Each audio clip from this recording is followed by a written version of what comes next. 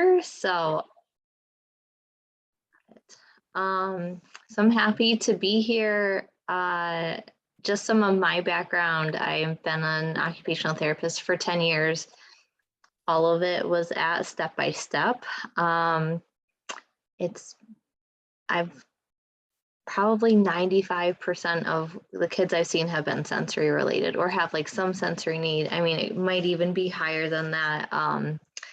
So this is just a lot of years of work and reading and experience. So like Sarah said, if you have questions, type them in the chat box area. We can get to them at the end. I hope this isn't too much, but there's just so much about sensory too. All right, so what is sensory processing, right? So sensory processing is how you take in information from your environment. Your brain filters out and organizes that information into what's important and what's not important. And then your body has a response to that kind of information. So all of us every day take in lots of types of sensory information. It could be visual, it could be hearing, it could be movement, it can be body awareness, oral, it could be touch. Maybe one of the biggest things is if it impacts you on a daily basis, right? So if we all have the sensory processing skill, when does it really matter is if it like impacts your everyday life. And then lots of people feel like sensory is kind of a foundation for other development to come. So a lot of people look at development in kind of a pyramid, and sensory is one of the key pieces in order to be able to access higher learning and cognitive skills and even sometimes speech skills. So in my experience, sensory has always helped almost every kid in some way or another. So in general, there are 3 types of sensory, I'm going to say disorders, but I also just want to be careful with that because there's no like diagnosis code for sensory. So a lot of times people kind of say, I want you to diagnose my kid with sensory processing. There's really not a thing in like our diagnostic manual that says that. But, talking to all you parents, talking to lots of people like who have been through this, they know that sensory processing is a thing for their family and their child. So I thought for today's presentation, we would mostly talk about sensory modulation. I feel like that's not more common, but the things that we see very plainly, I think, when you think of sensory kids. So there are 3 really types of sensory modulation needs. You have sensory seeking, you have over-responsive and under-responsive. Now you can be a combination of all of these things, right? You could be sensory seeking for movement, but you could be over-responsive to touch. So I wish it was black and white. It's not, but that's also why I love being an OT, because you get to do a lot of thinking in between. And I think the other challenge really is that not one set of activities or one type of sensory input is going to affect all of our kids the exact same way. So I think, that is frustrating sometimes, but it also, for your OT, it's kind of a nice puzzle to solve and try to see what's going to fit your child. And you guys are the best experts, right? You do it and you kind of let us know like, well, that was terrible and that did not work, or that was fantastic and I'm going to use that in my toolbox. So for sensory modulation and sensory processing in general, OTs like to use 3 types of sensory input. The first one is movement. The second one is that fancy word proprioception, which really just means body awareness. And the third one is touch. So we try to use a combination of these 3 types of sensory input to see if we can impact functional daily living skills.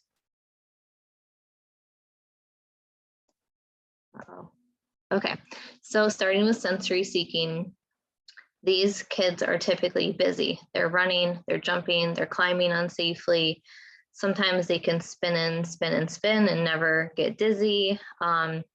Crashing, I call when you like kids run into the couch and kind of throw their body into it, or sometimes they crash into you as parents. They're touching everything. They kind of still might put food or non-food objects in their mouth, or have really strong preferences for like crunchy food or bold flavors. Those can also be signs of sensory seeking. If your kiddo has a hard time settling down because their engine is always running fast, they could be a sensory seeker. And just functionally, a lot of times these kids have poor attention. So maybe they're having a hard time sitting for speech therapy or, you know, special education or just school in general. And so they need some support for their attention. So in general, activities to kind of help sensory seeking kids is you want to give the body more sensory information throughout the day. So that means more opportunities for touch, more opportunities for movement. And you typically like use those kind of activities in a combination, because you'll find that sometimes when your kid is having a hard time settling down, touch is what's going to help them calm and focus. You also might find that you have to limit what type of movement your child does before bedtime. So, you know, I run into this a lot where parents are like, they have so much energy, we're jumping on the trampoline trying to get their energy out. But I always say like this, like you don't want to get energy out, you want to get sensory input into their nervous system. And things like jumping tend to leave your body revved up for a long time. And kind of the founders of sensory input felt like sometimes your vestibular, your movement input in your ears can last for 6 to 8 hours. So if you have a kid who's trying to settle down at night and you're like, oh, we're going to jump on the trampoline for a while, that actually might leave them revved up for much longer than you anticipated. So it's complicated. And again, like you guys are the parents that you're going to try it, you're going to make a note of it and then come back to your OT and say, okay, that didn't work or this did work. For sensory seekers, the duration of input varies and intensity varies. So that can be hard if you just have a sensory seeking kid. You're like exhausted at the end of the day because you've been going and going and going. But you know, it's like an itch for them that they can't scratch, right? So you can't just be like, stop spinning. They need to spin, right? So you want to find then the functional and appropriate activities to let them get sensory input, but without just spinning because we want to spin, right? So my example of that is like maybe you should do some body bowling where they're log rolling across the floor because that's spinning, but you have an end and you have a purpose to that activity. Okay. It'll just be hard if your kid only wants 2 minutes of it or if your kid wants 25 minutes of it, right? That input and that duration varies all the time. All right. Over responsive is next. So these kids tend to be. Sorry, Amanda. Yeah. Sorry, Amanda. I had one question in the chat about sensory seeking. Yeah. Just like, could a kid just have like one or two of those things and still be a sensory seeker, or is it like very dramatic, like they just have all of those things? No, I think you can have one or two of those things because you can be a mix, right? You can have like some sensory seeking needs and then some that might fit one of these other categories, which that's what makes it kind of tricky, is it's not just like a one size fit all, which is also like why there's no ICD-10 code for it, why insurance companies don't like to cover that type of therapy, because they think really my nervous system should be the same as yours, as your child's, and that's just not realistic. Everybody has different stuff going on. That makes sense? Can I answer the other one in the chat now? So children who bite have some sensory seeking tendencies.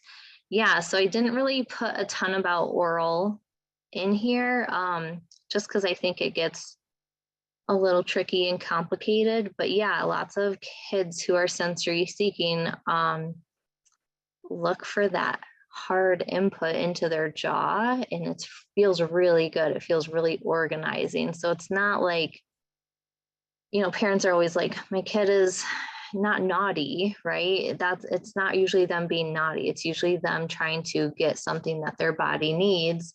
Again, it's like that itch you can't scratch unless you do it. So the oral sensory seeking tends to be a safety concern, right? Sometimes you have kids who you're very concerned that they would put anything in their mouth without like a second thought about it. So those kids are definitely tough.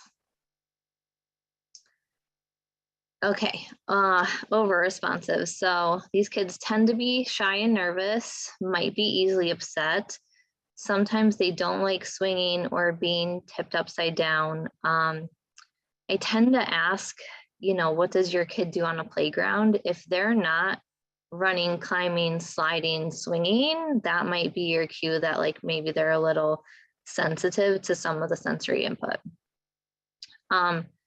A lot of picky eaters or kids who never mouth toys as an infant can be over responsive or sensitive.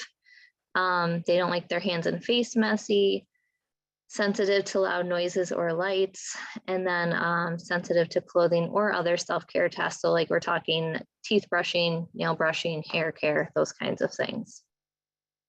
So when you have a kid who's over responsive, establishing a routine and giving them predictable, routines is going to help them at least get their body ready to understand what's going to come at them, right? So a lot of times when you have an over responsive kid, you can't just go quick, right? It's like they need a lot of reminders and a lot of preparation before they do something, before you go somewhere. So that can be hard, right? Especially when you have young kids who maybe like communication isn't super strong, then you need to have like some pictures out or just some really simple language of the first this, then that, so they understand what's going to come next to them. Probably just like a bigger part of some of the sensory stuff too is if you go too fast for like a sensitive kid, they go into that fight or flight, right? And I think we've all seen that with kids who you push them too hard, too fast, they're just going to melt down, right? Sensory seeking kids, you want to do a fast transition, they're typically okay with that. So heavy work before your sensitive activities. Heavy work is just pushing, pulling, lifting, moving your body against resistance. It helps that proprioceptive or that body awareness. Heavy work is always the number one type of sensory input I go to. So if you come and see me, I'm like, first, we're going to establish a sensory diet of heavy work. Is the most important regulating kind of information you can give your child, or like for ourselves even, right? So deep pressure and heavy work kind of go together. So if you ever have a bad day and you're like, I just really need a hug today, that's that calming, organizing input you're giving your body. If you're a person who likes to run and work out, you're doing heavy work because it's calming and organizing for your body. Activities to help. I also said like increase messy play. If you have somebody who's sensitive to their hands or face getting messy, you want to provide more opportunities for messy play. But again, you probably need to do some heavy work and then transition into your messy play. And if you do it like that consistently, you're establishing that routine, and then your child's going to know what's coming next. So it's going to be a little bit easier for them to work on that. If you have a kid who is sensitive to movement, it can be a slow process, but it's such a super important sense to work on. If you have a kid who does not like swinging, who does not like moving, it can affect your emotional regulation. I feel like those kids are in fight or flight much more often. They also have more sensitivity to loud noises and lights.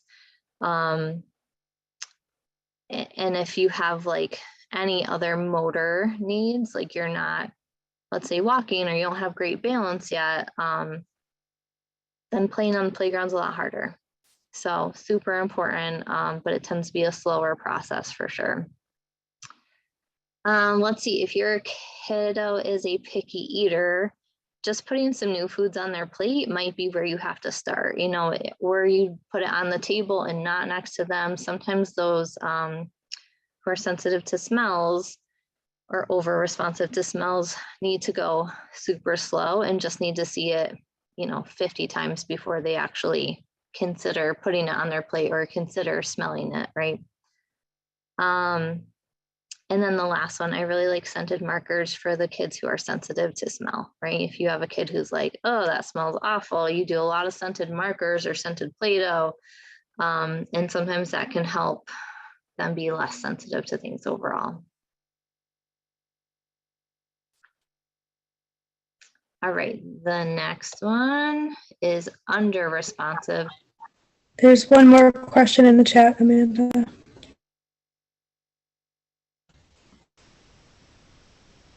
So it says, I have a 3-year-old son who's now putting things in his mouth. Now my thing is he likes to play with, it looks like CDs or DVDs, but the issue is that he is now biting. How do I go about it when he comes to these things? So in general, I would ask other questions like, what type of eater is he? You know, if you have somebody who is a picky eater and doesn't get a lot of sensory input like throughout the day with what he eats, that could affect and want him to put things in his mouth. We also often get lots of like chewies and, you know, you've seen like hopefully you've seen like the T-tubes and the peas. Having those around. I have somebody I work with that I'm like, really, you just need a box of these. You need to keep them around so you always know where the whole box is, right? And that way you can run and grab something. You know, you would like to try to teach your child an appropriate thing to chew instead of the inappropriate thing. And then I'm going to go back to nutrition too. If they're like, let's say, a picky eater, sometimes kids put specific things in their mouth because they're missing like some nutrients. So I'm pretty sure if you have a kid who loves to put paper in their mouth, that's like they're missing B12 vitamins or something. So you could talk to your pediatrician about, you know, nutrition wise, you know, if they're getting everything that they need to help their body. There are some specific diagnoses, like there's a thing called pica, right, where those kids put everything in their mouth and that makes things really tricky. But yeah, I think that sounds like kind of a safety concern depending on how hard he's biting, how much he puts things in his mouth. And you got to teach replacement like as much as you can, as fast as you can. The other activity we typically will have people do is get a vibrating toothbrush, like from the dollar store, make it super cheap, and give them an opportunity to get that like really intense input into their mouth a couple times a day too. Hope that helps a little. And I got so much to say. I'm just gonna leave it at that. I hope that helps a little. Okay, under responsive. So in general, this is not as common. A lot of times they're described as a good kid. They might not respond to pain as quickly or as often as other people. They can appear uninterested and quiet. They usually prefer to sit to play, maybe slow eaters, slow movers. It can kind of be the good kid, right? Because they're just so content kind of sitting and playing quietly by themselves. But, you know, we want kids to be okay exploring in a playground. We want them to jump in at a birthday party, right? We don't want them to be so reserved that it's hard for them to participate in those social skills too. So this one is definitely a lot trickier for treatment and activities. You know, these kids, tend to like sensory input, they just don't go seek it out. So you need to find more opportunities to give them movement, more touch, and sometimes then using your other senses like music and vibration and lights can help them get kind of revved up in their body. That one we just is not as common, so I don't know if anyone sees that as often in their kiddo, but it can definitely, like I said, be a mix of all of these three types of sensory needs. Okay, I gave a list of activity examples. So again, heavy work is that pushing, pulling, lifting your body against resistance, the most calming, organizing input you can give somebody. So animal walks is like a bear walk, a crab walk, pushing your laundry basket across the floor, carrying heavy items, like maybe you have them help you carry the groceries in, getting squishes, you take your couch cushion and just kind of give them big, deep squishes, deep hugs, a lot of laying on the floor. We do a lot of on your tummy for some heavy work because, as we're all sitting mostly in chairs, what do you feel? You feel your butt touching the chair, but if you lay on the floor, then you get that whole top to bottom kind of sensory input through your whole body. It also helps your core strength. And it can be tough a lot for kids to kind of play in that position, but still a really good one, especially if you have a kid who likes to play with cars on the floor. Like laying down and playing cars is a little bit better than just sitting and playing cars. Being wrapped up in a blanket, like a swaddle, but we usually call you like a taco, and we pretend to put toppings on you and make it super silly, and the kids seem to really like that. Crawling through a tunnel, crawling over pillows, sometimes massage. And then I put Duplos, the really big Legos, those like resistive toys that you have to push together and pull apart can also give you some proprioceptive input. I'm gonna look at the chat really quick.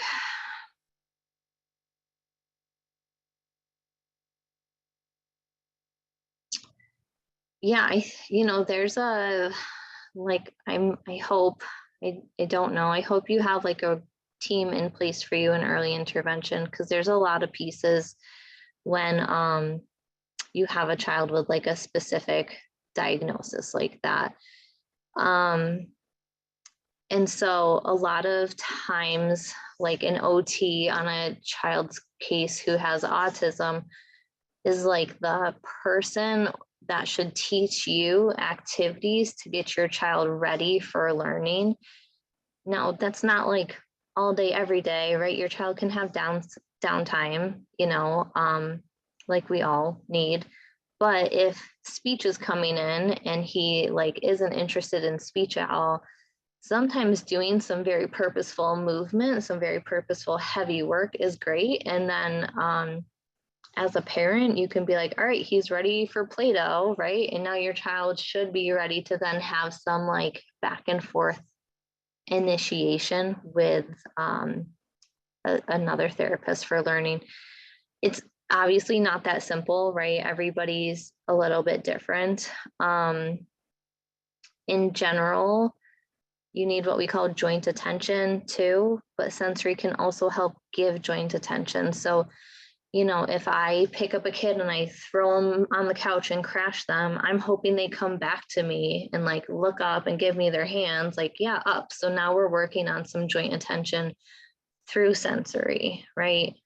I hope you have a EI team in place. I know the state of EI and it doesn't always work like that, but OT tends to be just a really great like warm up, like it gets you ready for learning. So giving your child opportunities to do this stuff before speech comes in the door would be great. I hope that helps you a little bit. I'm happy to answer more, and I only have like one or two more slides and then we can open it up just for like talking and problem solving. There are a couple therapists on here too, right, that might be able to help problem solve a little bit. Okay, and then it says, from somebody else, my daughter was extremely under-responsive as a baby and a toddler. Now she is school age. I would describe her as a combo of seeker and over-responsive. So this still seems not fully organized and has needs, but has grown out of the under responsive. Yeah, I mean, I think the hope is that we grow kids out of under responsive. We want them exploring their environment. And if you have a great team, you want to see kids more explorative. I would say, when she's a sensory seeker and over responsive, then it's up to your team to look at how is that impacting function, right? What thing is hard for you during the day because your child's a sensory seeker? Is it the attention to school, right? Then that needs to have some specific things in place for school. If it's over responsive because you don't like to eat a bunch of food, then you target some activities specifically for that. I hope that helps. But yeah, sorry, I love your little one. I could see that she made that significant change over the couple of years for sure. Okay, then I gave some touch ideas in general. We tend to have kids who don't like the slime and paint and things like that. So we start at dry and then we work to the in-between texture and then go to a wetter texture. Again, you have to kind of do that heavy work as a precursor to give them calming, organizing input and then move to the touch stuff. Touch also tends to be calming for your sensory seekers. So if nighttime is always really hard, it might be you need to end the night with Play-Doh, which I know is a mess, but sometimes it helps them calm before bed. I'm going to read this question again. Can someone have a high pain tolerance? And can that be worked on through sensory integration? I think I hope so, right? The hope is always that you can make changes through some sensory integration and interoception, which we didn't talk about at all, is that internal awareness of what's happening inside your body. There's some people doing some really great work on interoception lately to try to help kids identify the feelings they're having, So interoception would be if your kid does not identify hunger, thirst, not ever sure when their diaper is wet or soiled, and then the pain tolerance. So there are people, there's one woman specifically who is doing a lot of really good work with that. All right, and then movement. We talked kind of briefly about this. You can have calming movement, you can have exciting movement. So, consider when's a good time to give your kiddo exciting movement and when's a good time to give your kiddo calming movement. Calming movement tends to be linear, back and forth, just rocking, maybe swinging, swinging in your arms, right? If your kiddo is jumping, spinning, and fastly changing directions, yeah, those things increase your arousal and are exciting. Again, we talked about movement potentially lasting for 6 hours in somebody's nervous system, but everybody's threshold's a little bit different for that. So it might be like that for one kid, but not another kid. So as parents, you guys probably know best, but think about getting energy out does not always help calm. Okay. I see the other questions. And then I think this is my last slide, guys. I have a couple books. I'll show you. Yeah, someone agreed Play-Doh really helped at night with their kid and starting their bedtime routine. Yeah, hopefully, I think maybe we can talk more when I get through this slide as far as books and websites. My next one's questions. So then I can end this and we can just open people up. Does that sound good? Okay. So my two go-to books are Raising a Sensory Smart Child by Lindsay Beal and Nancy Pesky. I love this book because there's an entire section in the middle of the thing that is strategies. So they have strategies for if your kid doesn't like your hair being combed, or you're getting on an airplane, or you're going to an amusement park, and if you need to work on wearing a helmet, she has suggestion for everything. So I love it, just as giving parents more ideas and opportunities, because sometimes we don't think about that stuff, or you only have 30 minutes with your OT once a month, so not all that stuff comes up. That's a really great book. I think the one,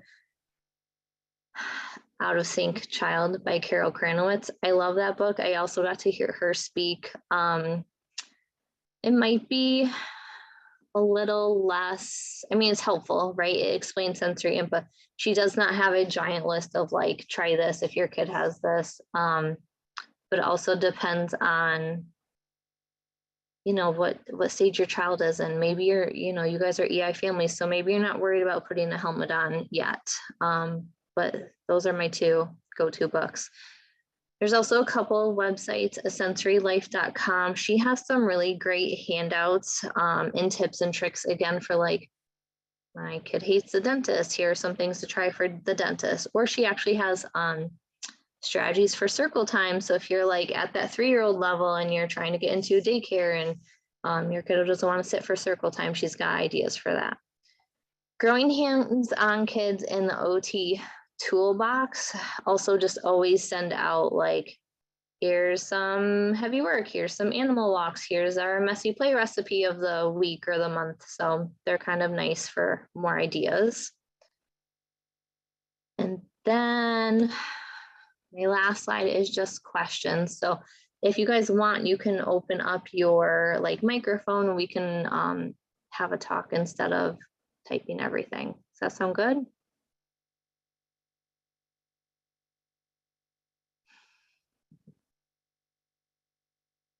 Anyone? Questions, thoughts, things I can answer? I have a question. My son, he has a hard time using utensils, and like we try really hard to encourage him to use it, and he gets frustrated after a while. And I'm just trying to find different ways where he doesn't get upset with eating versus, wanting to use like his fork and his spoon, basically. How old's your kiddo? Sorry. Yeah, he's almost 3. Yeah. I'll be curious if like Stacia wants to jump in on this one. Is he a picky eater or a good eater? He's usually pretty good. Like he's kind of hesitant to try new things, but once he tries it and he likes it, then he's good.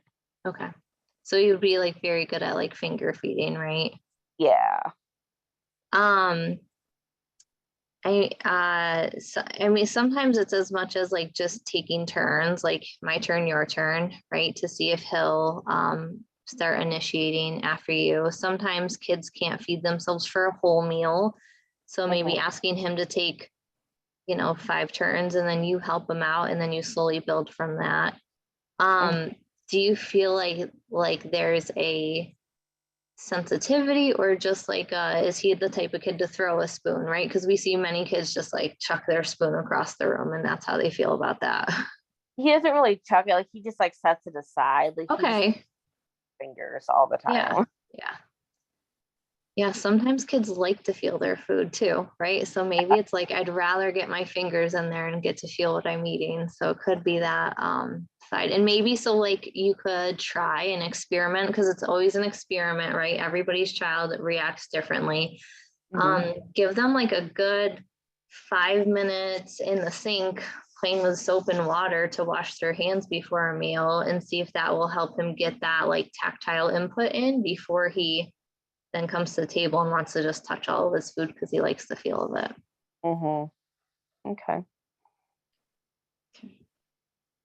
I'm going to answer the question in the chat. And I briefly talked about this before.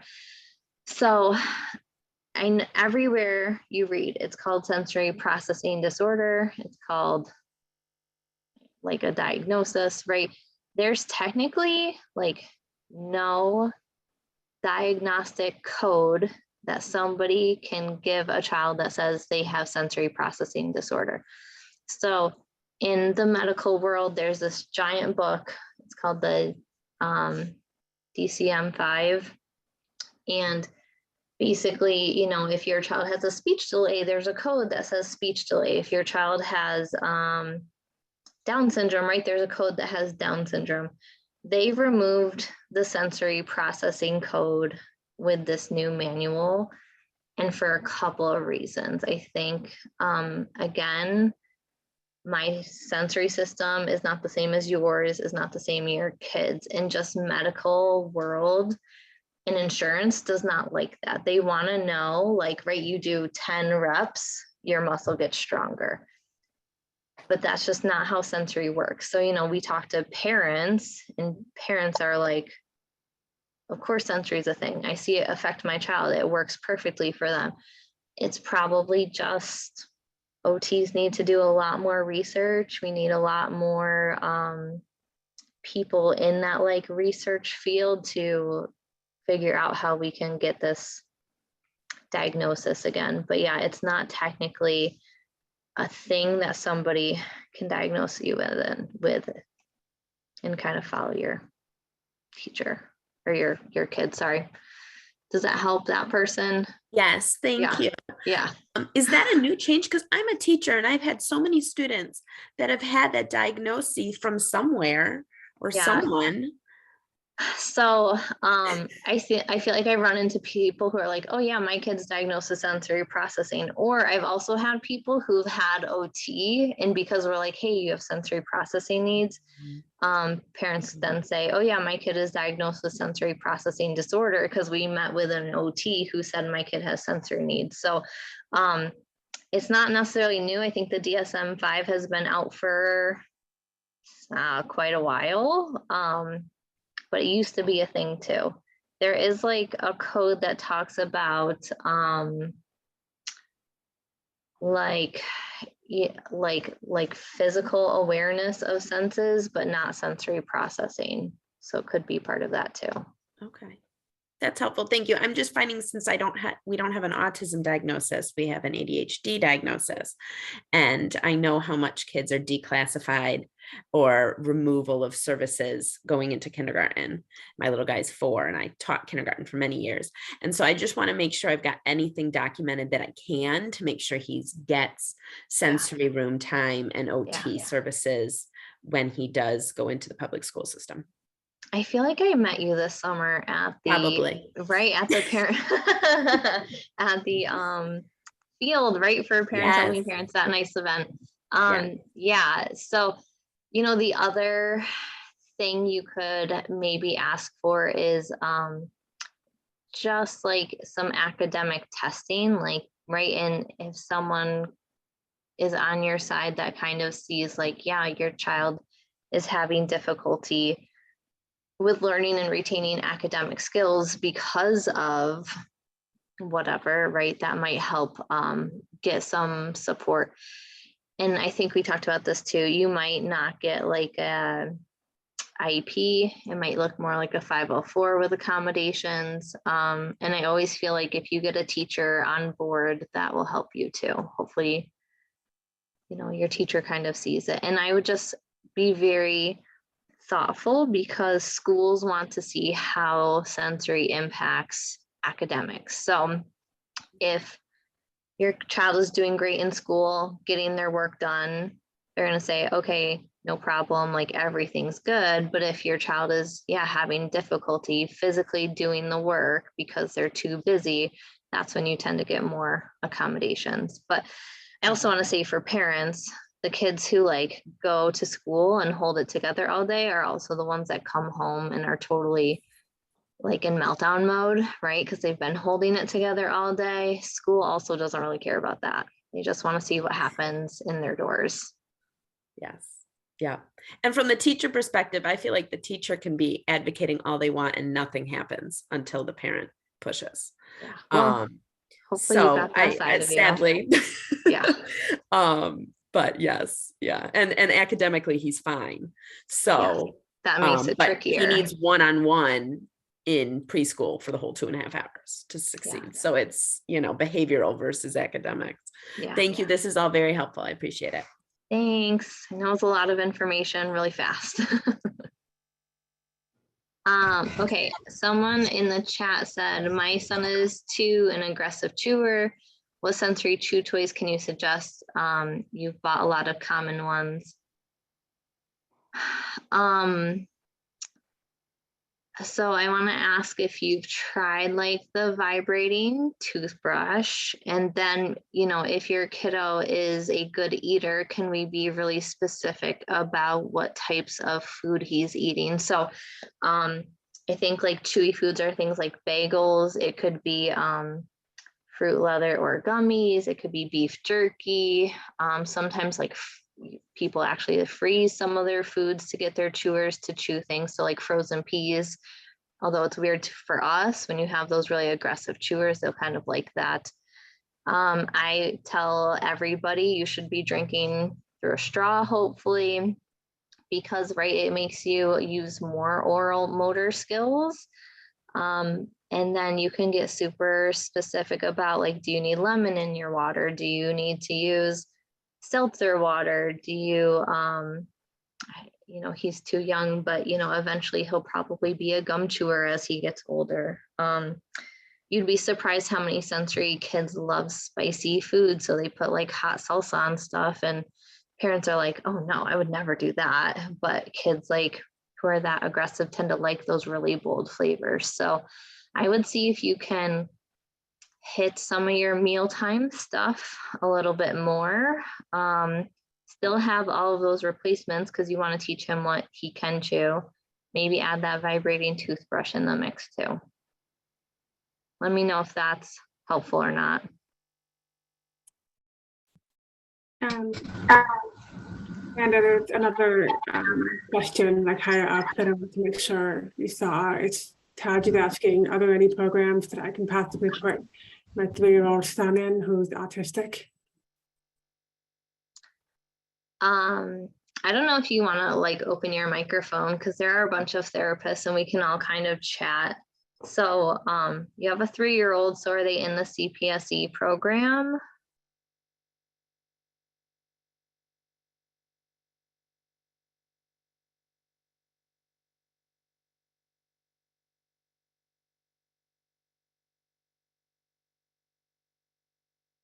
I think if you're looking for like outpatient supplemental services, it's tricky depending on your insurance and kind of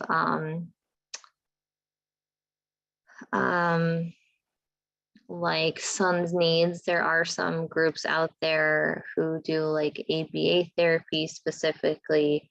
Autism Up has some really good gyms and classes and get-togethers for their families. They have that really nice center that they just opened up on, it's like off of South Ave, but kind of right in that like Henrietta Brighton area. That place is beautiful. I wish my sensory gym looked like that. If your kiddo is in CPSE, hopefully they got a like spot in one of those integrated or self-contained classrooms.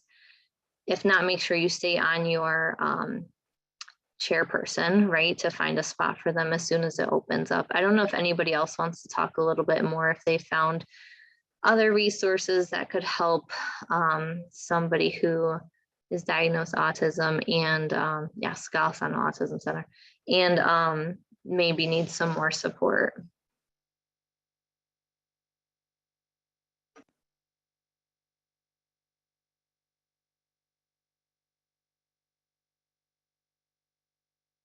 Anyone else wanna have a suggestion? Let's definitely. I was just going to say, if you're not yet a member of Parents Helping Parents Coalition of Monroe County, although I do recognize your name, Taj, we collaborate with Step by Step and Parenting Village every other month, just like we do these Zooms. On the off months, we do group play dates.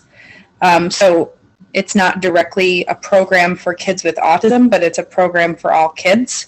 And we usually have providers there that can help offer ideas or answer questions. There are volunteers there that will play with your child as you connect with other parents.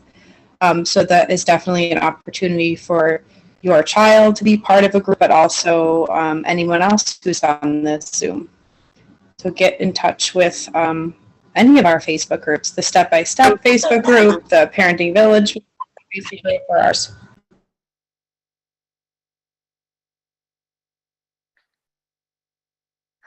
Okay. I'm sorry. I have a child with autism. He's 2, and I would recommend to Tash, specifically Golisano Autism, because they just started a group for toddlers, and they're in the process of signing up people. So maybe if she contact me later, I can give her the contact information so she can enroll her child. Great, thank you. All right, I'm going to read this question that says, if you have a child with mixed sensory processing needs, do you prioritize the treatment of one over the other, potentially for safety purposes? Or will modulation and integration truly only happen if you're working on all areas of need? I think Step by Step has a little bit different view of that. If you work on everything at once, I think nothing gets done, or like, I should say very little, right? But if you were to prioritize some treatment strategies, I think you would see progress, especially like if safety is priority, right? So you really target that one. But if you're truly working on, I don't know, like your vestibular sense and your sensitivity, and then your picky eater, you know, I prioritize, and I'm like, well, your vestibular system really puts you so quickly into fight or flight. We're going to work on that one first before we even get to food, because I think your child will just go into fight or flight if we move on to the next thing. So that's one example. That might just be the way I see things. The way we've done things at Step by Step is try to make, you know, achievable goals one at a time versus everything.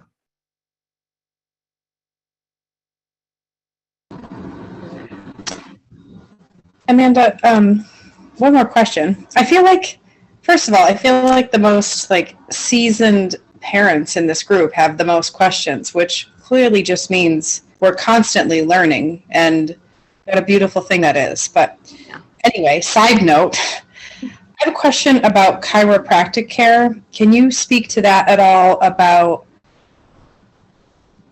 its effectiveness on the nervous system? Do you have any insight or opinion on that? Because I personally have been sending our daughter to see a chiropractor specifically for her jaw, but they are, Dr. Kokesberger is treating her whole body, her whole nervous system, and like all of the biting, all of the sensory input seeking into her chin, all of that stopped when we started seeing a chiropractor.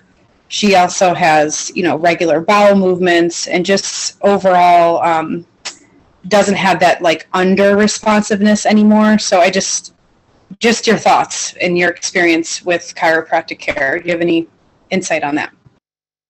No, I like that place, right? They do some nice like sensory integration too. I don't know like the research behind that per se, but there are some chiropractors who do some nice work in those areas. And I mean, if you think about it, that proprioceptive input is in your joints and muscles. So I'm sure if you like manipulate your joints and muscles, you can work on some of that stuff. So it makes sense to me. I just don't know like research wise behind it. And I don't know if it's appropriate for everybody. I should say that too, right?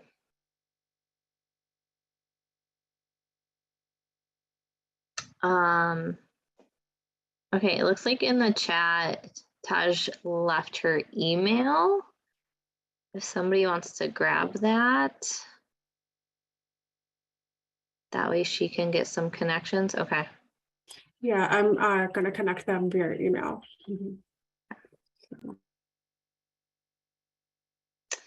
Michelle said her 3-year-old just started OT. He loves the extra attention from his OT and the fun activities they do together. However, he started asking why he goes with her. I usually tell most of my kids, we're just working on making healthy and happy bodies.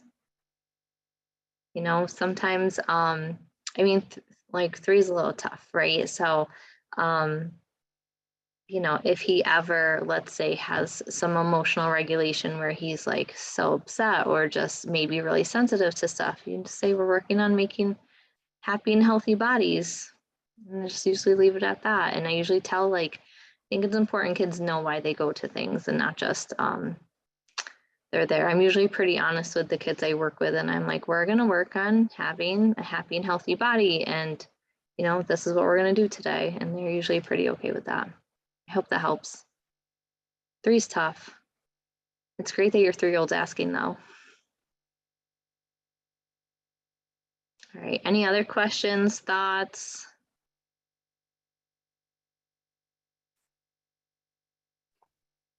Yeah, we have about 5 minutes left, so now's a great time to get those stories in or experiences. Share some other tips and tricks. I'll hop on with a question. So I have a 6-year-old with Down syndrome who every time we pull in the garage at home, loses it, throws the iPad, hits her sister in the face, just can't stand, no matter how many times I'm like, we're almost home. Oh, look, here's the driveway. Yeah. Like, just loses it. And I'm assuming it's she likes riding in the car and doesn't want to get out. But do you have any ideas as to what I can do to maybe help her a little bit? Just out of curiosity, when you pull into your garage, is it like dark in there or is it bright in there? It's dark. Okay. So like my thought is, do you feel like your child has any other like signs of like over responsiveness, right? Like, so you have that maybe light sense, it could be light sensitivity. I also wonder if it's like shocking to go from like a really brightly lit area to something dark and it kind of throws you in fight or flight. It might not be that. Maybe she, like you said, maybe she just really wants to stay in the car and doesn't want to go home. We tend to, I'm sure you do this because you're a fantastic parent, a lot of singing, right? Because singing can activate kind of both sides of your brain and make a transition easier. Sometimes kids need like a transition tool or toy or something like that. So I wonder if you gave her like, I don't know if that's possible while you're driving, but you know, like a light up wand. So that way you're like, oh, we're almost home. You know, here's your light up toy. Let's see what it looks like in the garage. That way she has like a transition tool from getting out of the car into the garage. That's a great idea. I will try that. Thank you. This is why I like being on OT. I like ideas. Mhm.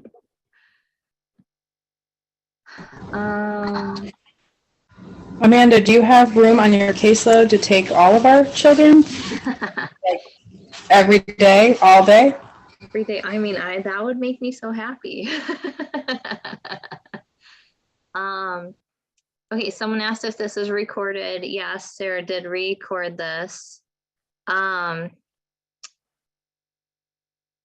Victoria asked, sorry, gosh, I just passed it. It looked like suggestions for teeth grinding. Tried vibration, try oral motor tools. You know, sometimes teeth grinding is also more about like medically what's going on in your tonsils, adenoids. If you have ENT needs, like if you have stuff going on in your ears, sometimes those kids are best to make sure they go to an ENT and just make sure that nothing like medically is happening. If you have a lot of pressure from like adenoids, your ears, right? People try to relieve that pressure through your jaw. So that was my first thought. And Victoria, let me know. Okay, yes, they're gonna email those slides and recordings tomorrow. So also someone said I have a 2-year-old undiagnosed autism on the eval wait list, which I saw is a very extensive wait list. So I'm sorry about that. That's really hard. Sensory seeker, aggressive chewer, and wants some resources. Sarah, are you going to take down all these emails for me? Okay, thank you. Taj wants to know the events coming up this month for Parents Helping Parents and Parenting Village.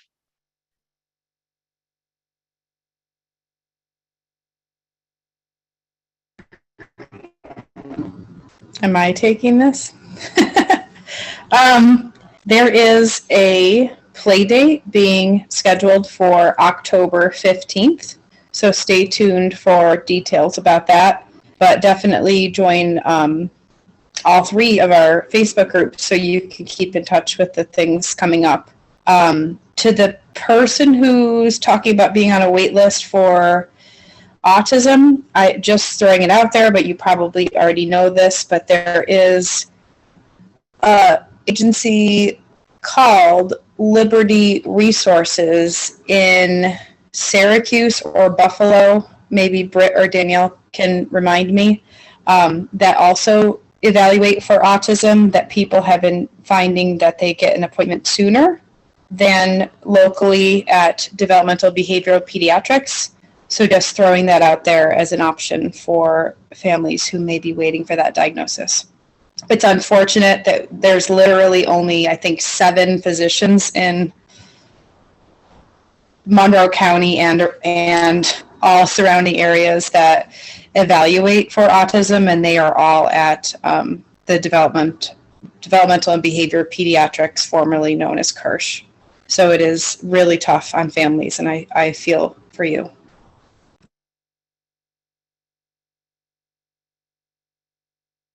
Do you know, Kim, do they look at kids under 3 or are they only doing older? I actually don't know the answer to that question. I don't know. So this was mentioned in one of our autism meetings that there is a location in Buffalo and a location in Syracuse of this company that does autism screening if you can't get it in Rochester. And I'm on the website right now looking for more information, and I don't see anything about children period, or children of a certain age. But if I can find it, I will post it in the chat. It's certainly worth looking into. I feel like I saw on the news about like a couple months ago, it was like an 11-month wait, which is nuts. Yeah, I guess another element to this that we just learned is that not only Monroe County, but basically like Albany and North, DBP, Developmental Behavior Pediatrics, is the only place for kids with fetal alcohol syndrome to be evaluated and diagnosed. So it's creating a lot of bottleneck and wait lists for other diagnoses like ADHD, autism, even some genetic chromosomal disorders, because of folks coming from all over the place to get this fetal alcohol syndrome diagnosis.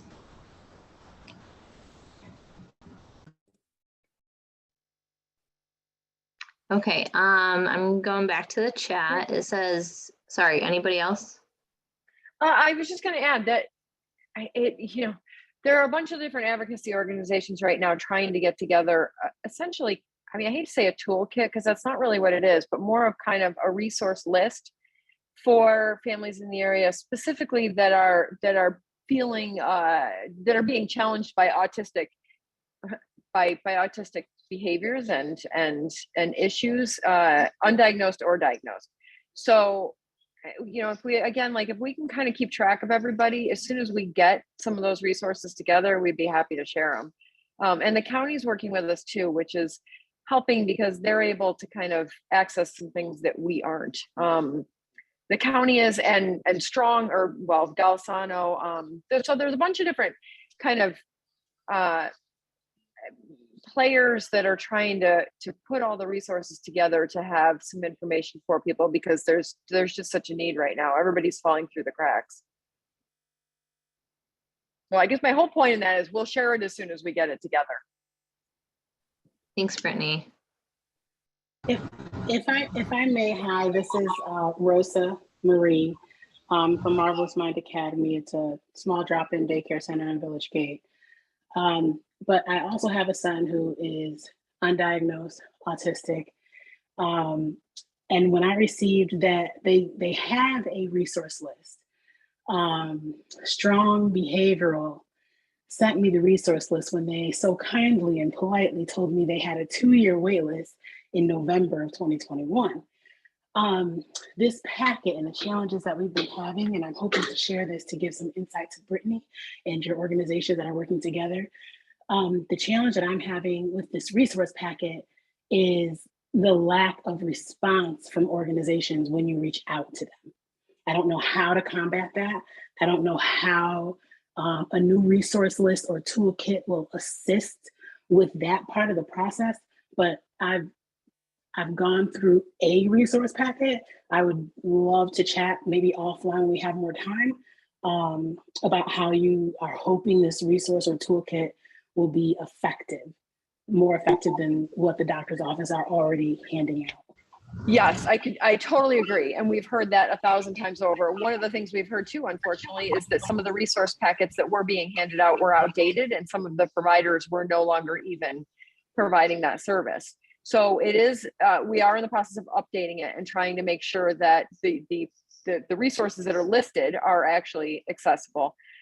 And then you're right. Part 2 is we need them to return, these calls. We need people to follow through. There is a ton of bottlenecking. So they say, oh, we'll get back to you, wait for us to call you. And, you can call 73 times.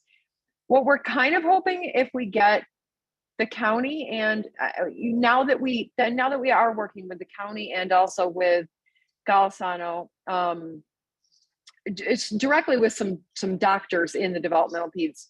We're hoping I hate to say that we have an in, but we're hoping if everybody is working together, if we're having the caseworkers call on behalf of families and put in a word for the urgency, we're hoping if we have doctors that, can kind of better explain the process. There is a doctor currently there that is trying to streamline the process of intake. We're trying to get the service coordinators to be talking with the providers and the schools and the doctors and the parents, so that everybody is kind of working together. We're hoping will help that process. It's not just one parent who is, saying my kid's out of control. Doctors find it really, or intake, I guess, finds it really hard to prioritize that. But sometimes if you have 5 people saying the same thing, it tends to lead to some things happening a little bit faster. And having said that, we can't, with so few providers, it's really hard to make things move. We're trying to streamline it, or we're trying to get them to streamline it. But it's definitely going to be a work in progress.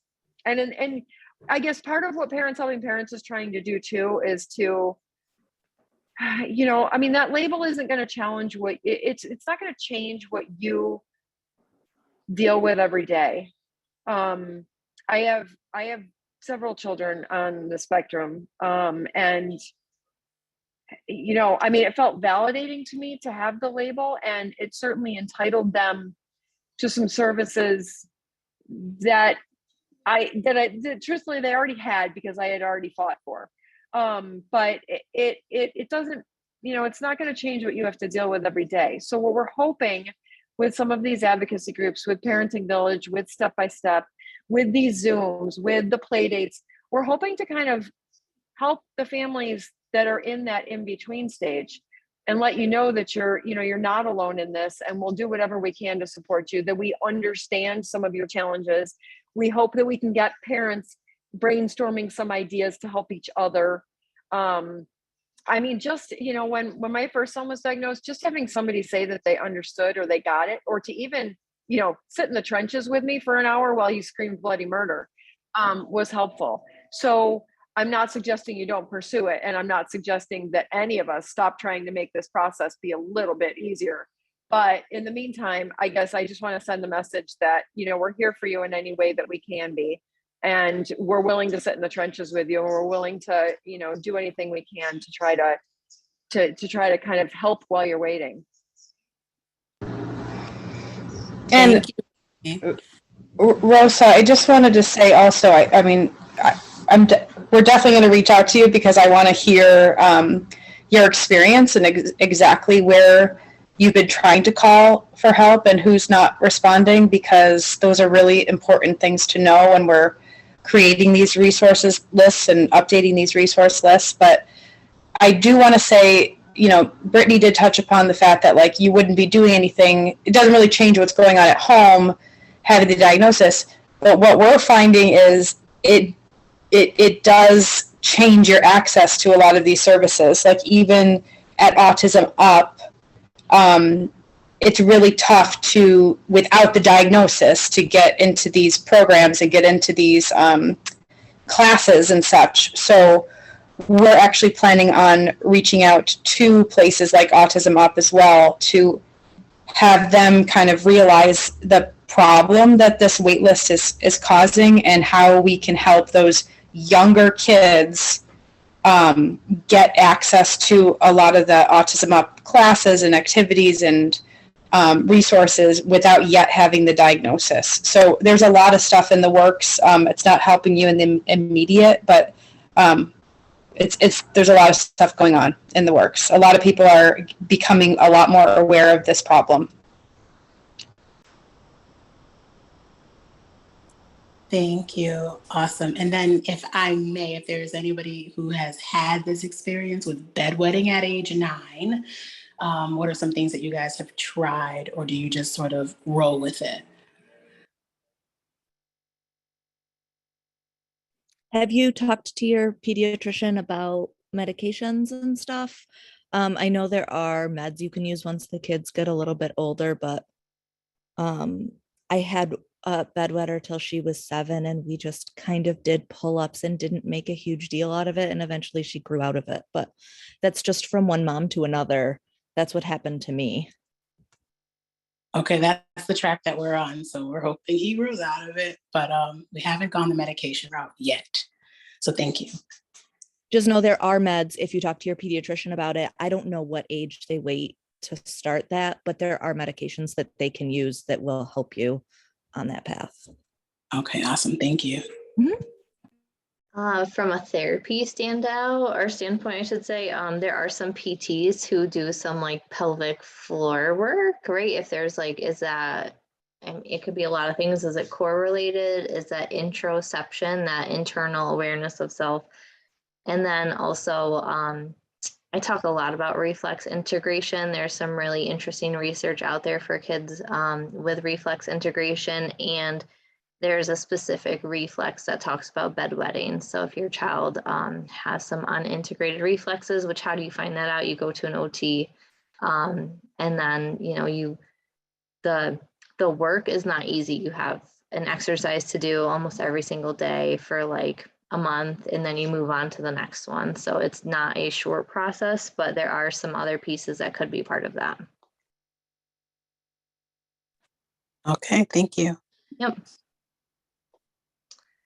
All right, I want to go back to the chat. It looks like there's only a few questions left. Someone asked if I have suggestions for visual seeking kiddos. Kiddo loves to throw sand in the air and watch it fall, pointing the hose up and watching the waterfall. Yeah, which is like, I could picture it. I can absolutely picture that. What about things like Christmas lights in their room, or I know lava lamps are like old school, but like, those really interesting lamps that go up and down. Do you feel like, that visual impacts their daily life somehow? Like they're so focused on the visual input that then they can't actually play in sand, right? And they're just throwing it up and down the whole time. Then probably from like a sensory perspective, I would say like, let's try to regulate you with some heavy work, right? That's my go-to. Give you opportunities to maybe get some of that like changing visual system through different types of movement, whether it's like wheel bear walking because your head's down, or bear walking because your head's down. or like, other types of appropriate lighting, not just television, right? Television gives you a lot of that input, but then you also get stuck with the getting your kid off the TV. Anyone else? Sorry. I'm a big fan of heavy work as well as a parent. It is so mind-blowingly regulating. It's one of those things where you just can't even believe it until you do it. And like, you have to do it, right? Not halfway do it, which is hard. It's Yeah, hard yeah, to find the and- time. It's not an easy thing. My daughter now seeks it out herself. Yeah. Like she piles in so much into these backpacks and throws them on her back and walks up and down the stairs and around the house with it. And I'm just like, okay, wow, she's doing her OT session on her own now. Yeah. Mama can sit down and have her tea. That's awesome. Yeah. Does any parent want to answer the question in the chat that says, it was suggested that my son get evaluated for autism, and what can I expect? Anybody been there and want to talk about that? So I am going to send her a document. We've actually been chatting separately, just so that everybody knows she's getting some sort of information from me. But if anybody wants to talk about their experience, that sounds great. Do you mean like the actual evaluation, or do you mean just the process of getting the evaluation?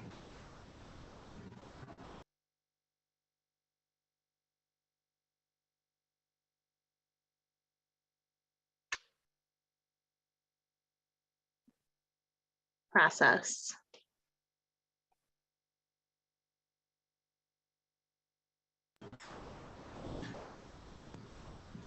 I just, the only thing I can comment on is I just recently kind of did this journey with my sister for her daughter little over a year ago, and the process was long.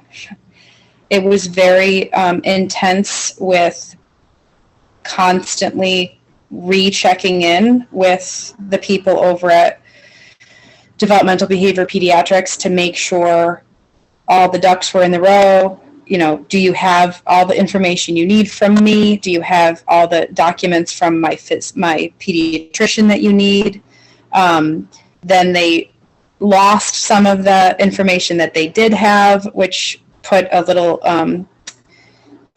extended time in waiting, but it was all about, and I know this sounds awful, that it's like constantly on the parent, but it really is. Like, you as the parent need to check in with them, need to stay on them, even if it's annoying, even if you are feeling like you're nagging them.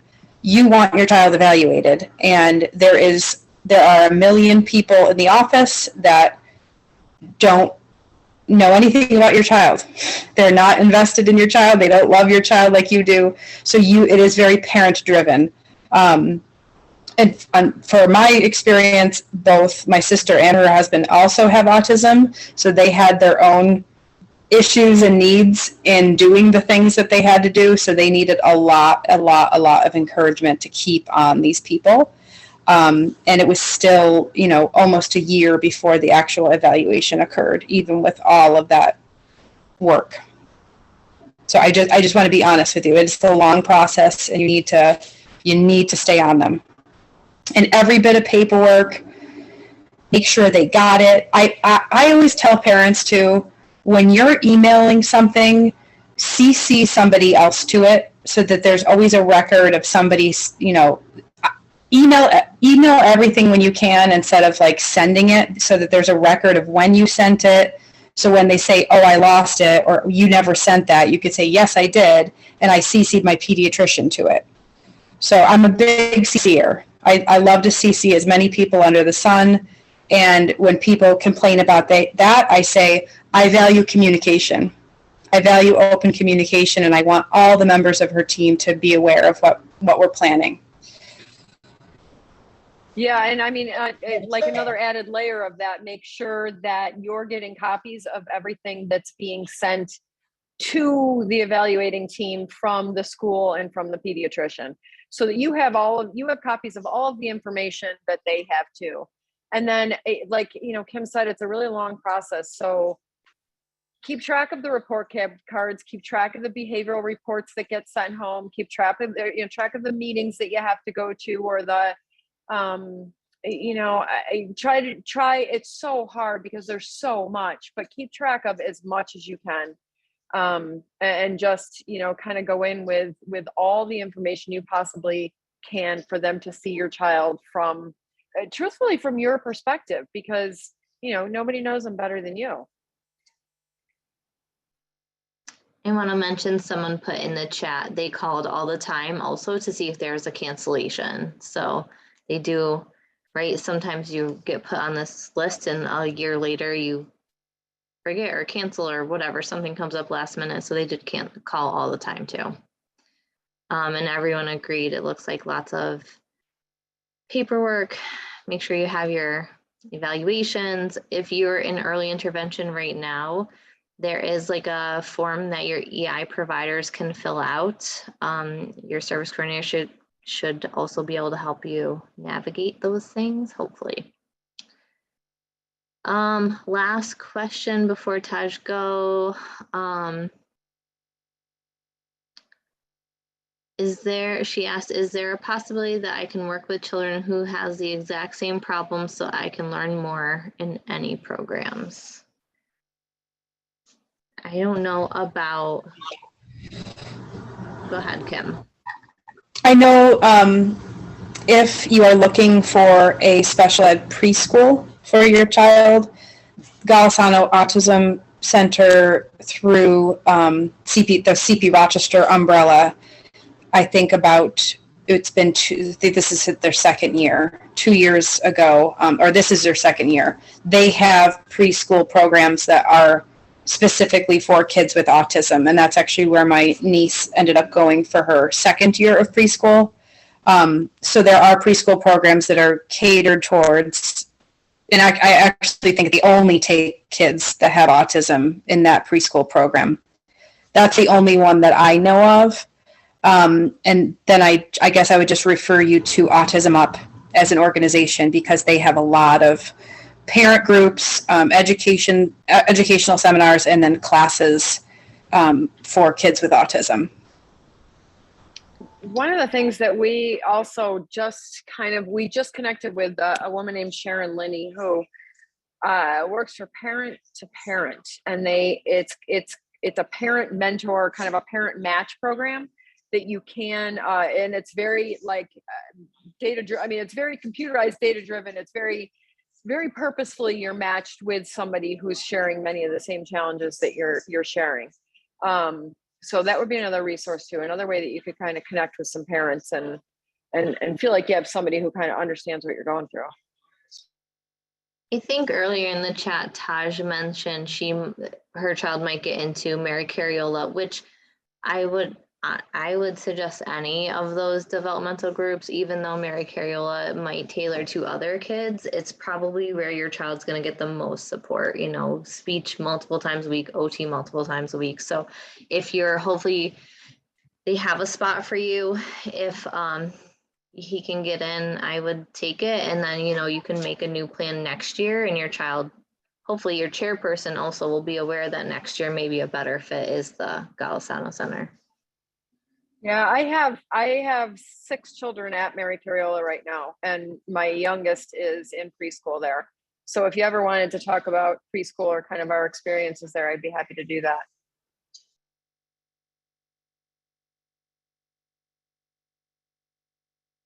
There's also, developmental groups for younger kids. If you're not a preschool age, Rochester Hearing and Speech has a developmental group. I know there are others, but we went to Rochester Hearing and Speech, so that's of course the only one I can think of off the top of my head. But that LEAP would is be starting a bunch of them. LEAP is, I want to say they have like 7 or 8 up and running right now. They're opening new ones all the time there. So They're Taj, really trying to kind of focus on that. Yeah, that might help. That might be something that you're looking for. It would be kids around the same age with, around the same issues, kind of like a school program. but for younger kids. She would talk to her service coordinator about that, Danielle? Correct. Yes. You would mention it to your service coordinator. They would figure out where the best fit is or where they have openings, and they would be able to get you in.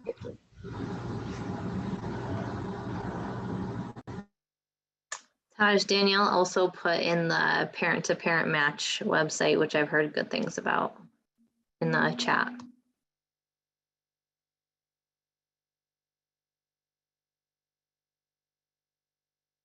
It looks like someone posted there's a link for a behavioral workshop happening tomorrow.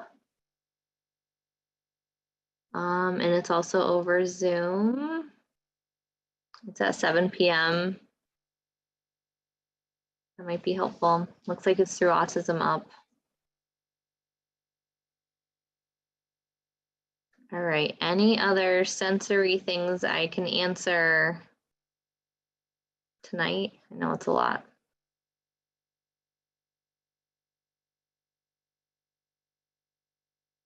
Nice, Taj. I'm glad you'll be there tomorrow. It's good. You're like crushing it as a parent if no one has told you that recently.